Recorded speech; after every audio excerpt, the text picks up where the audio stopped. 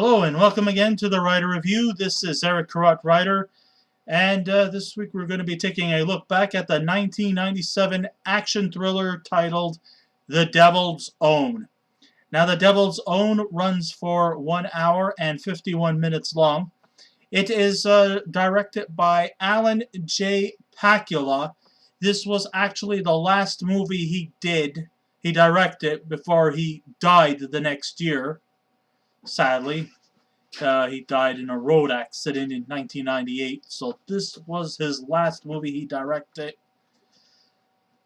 Okay, it was produced by Lawrence Golden and Robert F.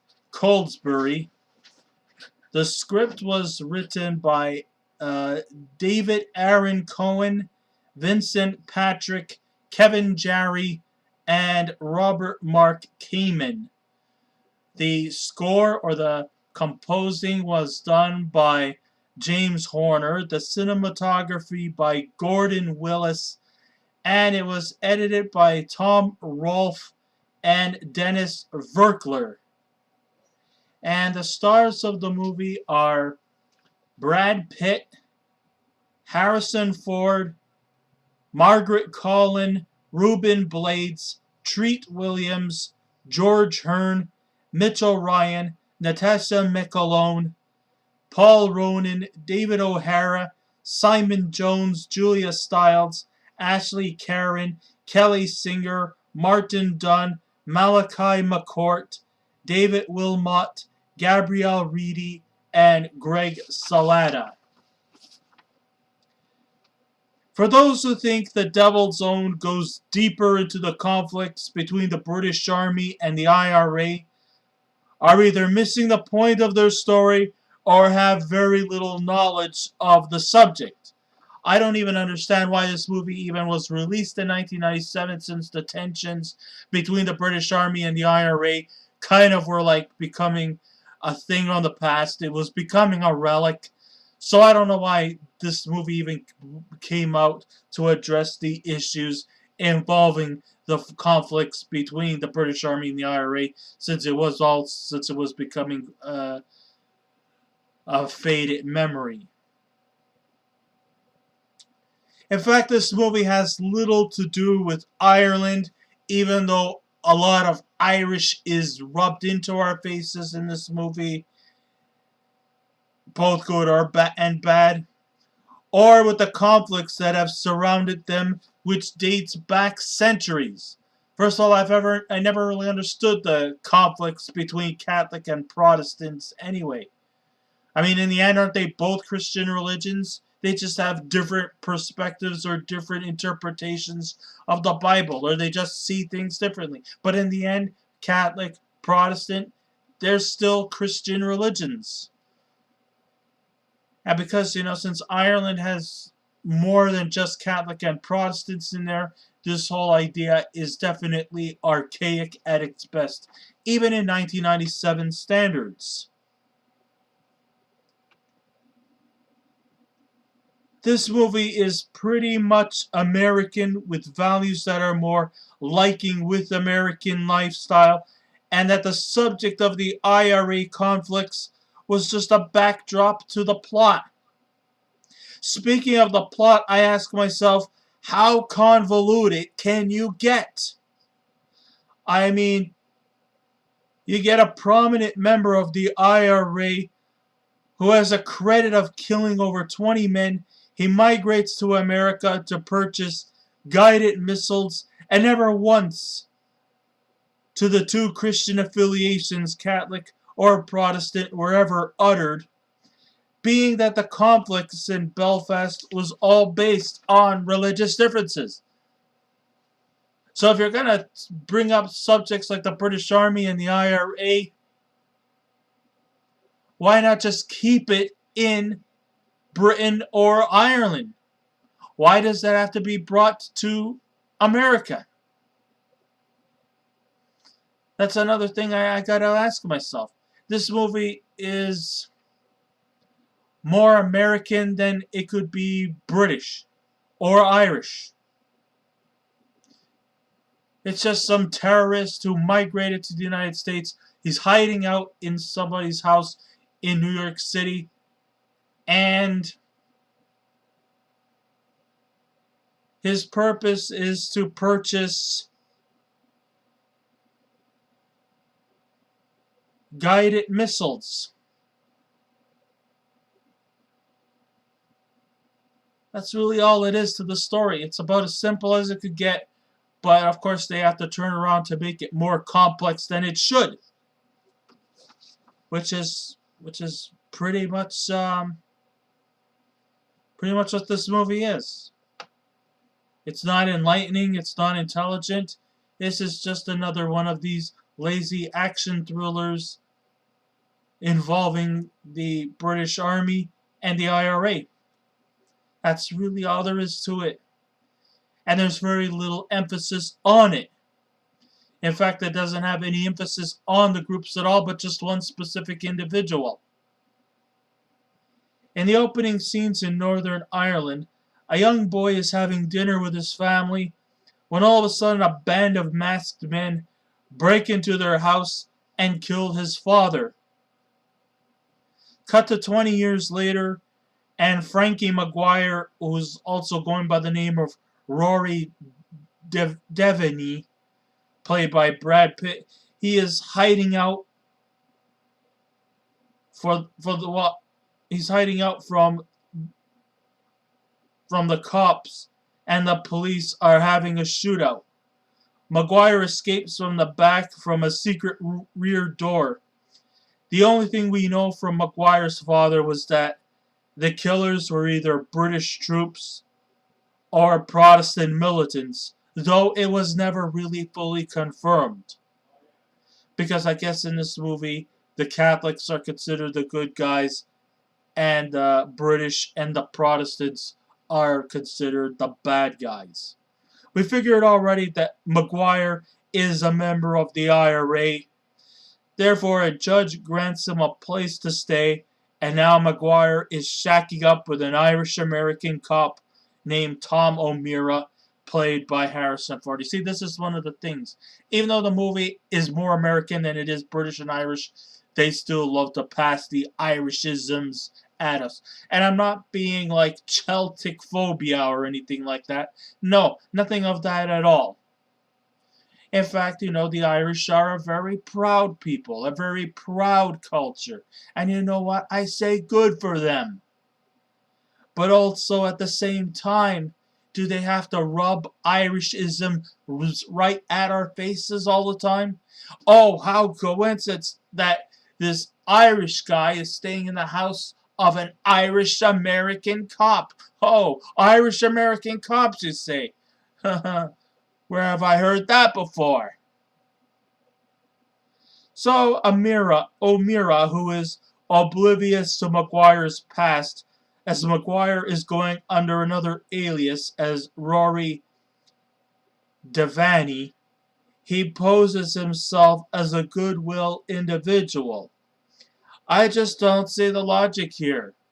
And isn't O'Meara supposed to be this hard-nosed cop, and yet he's just shacking in a stranger into his own house without doing any kind of like back checking or surveillance or anything like that? He's just gullible. He's just gullible enough to invite this guy in.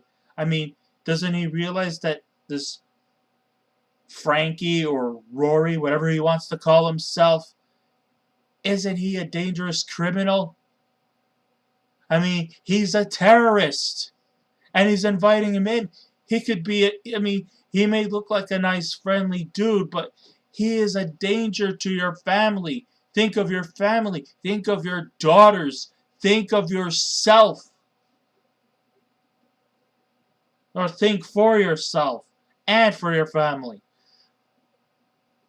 I mean, you don't just invite a person into your home, not without back-checking or knowing their history. He could pull a gun or a knife at you at any time. And knowing that he's a member of the IRA, a terrorist organization, he's just a danger and a threat to your family. Didn't he ever stop to think about that? I guess not. I mean, we have a dedicated veteran cop with 25 to 30 years experience invite a total unknown into his home, not knowing anything about his criminal past, who could potentially be a threat to him, his wife, and his 3 daughters.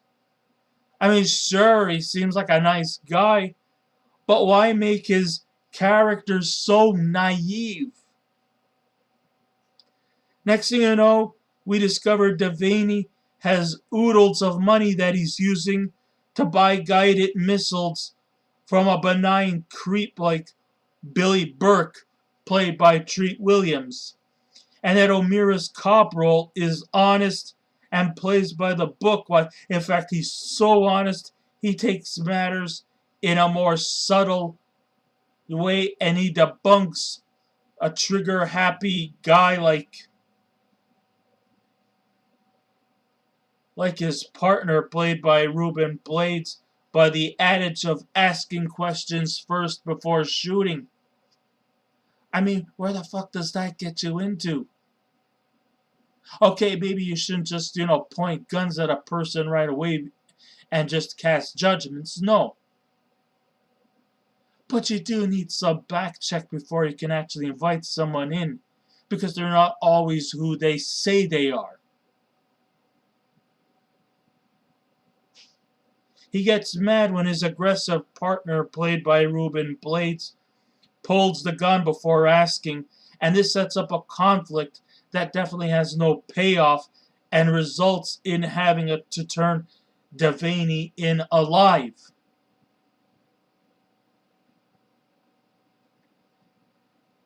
I mean, there's a lot of illogical things that went on that was totally wrong. It just seems out of place, and there's just no logic behind it all. I mean, on a bit of a morbid note, I'm sorry that, this was Alan J. Pakula's last film, and that maybe he could have revived himself if he was to have directed another film, but hey, accidents happen, and life sometimes can turn against you unexpectedly, and which is what happened with Alan J. Pakula, because he wasn't able to redeem himself because he died the next year. I just wish that the guy would have just finished with a great big grandeur movie before his passing, but his death was unexpected. It was a roadside accident as cause of his death, and he just never had the chance to redeem himself. Even the main stars, Harrison Ford and Brad Pitt, have heavily criticized the film itself, saying that they went straight on shooting without really having a script completed. And here's where another big thing that went wrong. There were too many script writers. They should have at least depended or should have had just involved one screenwriter, and that was it. And though there were several rewrites, the one they chose was not the right one they anticipated. One of the things, too, that was a big weakness was that Brad Pitt was just badly miscast here. Which is not entirely his fault. I mean, he's given the best he could with his role. But let's face it, that guy was just not convincing to play a terrorist. I mean, he didn't look like a darkened type figure. Okay, he should have had a much more menacing demeanor about him instead of a much more friendly outlook. Plus, he's just way too good looking and way too unconvincing as a villain character. Also, because of his backstory, we can't really just pass him off as a villain because his backstory is very, very depressing, and that his story is just really, really off to the side, that he never really wanted to be part of the IRA. He was just kind of lured in or persuaded to be in there as a way to, I guess, either overcome the grief of his father's death after he died, after he was just wanted to eat dinner with his family, only to end up getting killed by the British Army, and that kind of encouraged him to take part in the IRA. Like it's like something he didn't really want to do, but did anyway. But the thing of the matter is the guy's just too good looking to play a villain. He's too cheery. He's too chirpy. And it's just really, really off-putting. Also, his accent is bad. I mean, sometimes I ask myself, where was Gabrielle Byrne? Now, Gabrielle Byrne would have been a great choice for the role of Frankie Maguire or Rory Devaney. He would have been the better choice. I mean, and also he speaks with an Irish accent because he was born in Ireland. So that's double points for him. That's why I thought of Gabrielle Byrne playing the part that Brad Pitt played. This role should have gone to Gabrielle Byrne instead. I mean, he could play off darkened figures with much more ease and maybe add more intensity to the script with his presence than Brad Pitt. Brad Pitt is just too eye candy, too smiley, too cheery to be convincing. Yeah, okay, maybe I'll give him credit that he wanted to try to avoid getting out of the whole pretty boy image demeanor that he has had over the years. But in all due seriousness, maybe this role just was not for him. I just never was convincing to see him play a terrorist. Another fault here was that the script was making it was made to take a member of a powerful terrorist like the IRA and to make him off as some kind of vigilante, and making the British intelligence operative in some type of deviant miscreant. Meanwhile, O'Meara wants to bring Devaney alive so he can have him on a trail against Burke and go against the morals of the Criminal Justice Act. But it's just an all muddled mess that even the stars hated making this movie. Harrison Ford had said that this was a low point in his acting career, and he couldn't go any wrong than that. Although I do have to say he may have fared better than Brad Pitt, but it still just doesn't really mean that much when I said that. Because there's really, really not much to offer here. As convoluted the story and incoherent the script was, I do give my respects for Harrison Ford and Brad Pitt for acting out the material that was given to them. And there was some decent chemistry between these two. For them, they were able to utilize their talents, making the story work in their favor. Even if it was all a muddled mess, their efforts was the reason to see this movie, if not anything else. You're not going to go there for the plot, you're not going to go there for the story. And even the action at times also felt a little off-putting.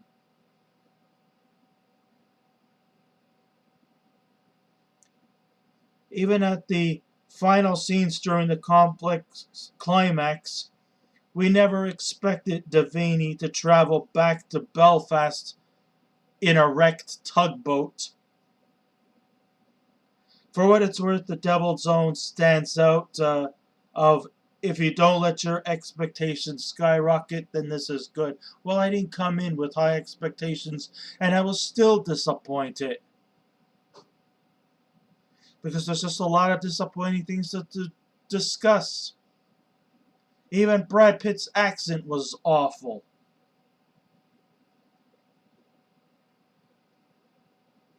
It's just that if we didn't mention the subject of Ireland and had a stranded revenge and redemption story, this would have been a much more better movie. The conflict I have here is whether or not Pitt is a hero or the villain. On the one hand, the British intelligence service are the bad guys and the IRA are the good guys. But it still does not give too much dimension to Brad Pitt's character, as this film really totally brought it down a lot.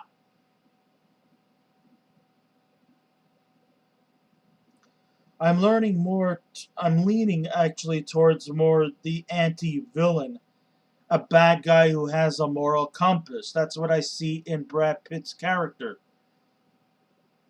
But I just don't really think he's convincing enough because he's just too handsome and he's got too much good looks and he's eye candy to play a villain. You need someone who's dark and brooding. And it makes you wonder, why didn't they cast Gabrielle Byrne instead? Pitt is the hero here, or is he the villain? I'm leaning more towards an anti-villain, a bad guy with a moral compass. Of course, his physical looks may make us feel sorry for him, but underneath the sympathetic charm and those handsome looks, he's still associated with a terrorist group and will manipulate us to feel sorry for him while praising the group we shouldn't look up to, which is just a bad cliche, because when you're fighting, there is no good guys here. We're all bad guys. We're all fighting. We're all at war. And that's pretty much what it is. I'm sorry to say this, but this movie just did not do me in. It was a bad movie from the beginning. And I would not really recommend this movie very much. I'm sorry, Alan J. Pakula, because being that this was your last movie, hey, my heartfelt condolences, even though it was very belated. You died in 1998, but still, hey, hats off to you for a tremendous career directing movies and TV series and all that. But this movie just was not lived up to your expectations. And it did not live up to my expectations either, because this movie is just convoluted in way too many places that I really can't really recommend this movie. So if I was to give this movie a scale out of 10, I would give The Devil's Zone a 5. For at least the efforts of Brad Pitt and Harrison Ford for putting out their respective roles convincingly. But that's about it. That's about all it has to offer, so I can't really recommend this movie at all. So I guess this ends my ride review. Thank you all for listening in. If you wish to subscribe to my YouTube channel, please feel free to do so. If you wish to leave a comment, go right ahead. But just remember the 3 simple rules. Be kind, be courteous, and please refrain from any rude comments. And I will be back again with another movie review. So until next time, this is Eric Garrett Rider saying, keep watching those movies, and I'll see you around. Goodbye.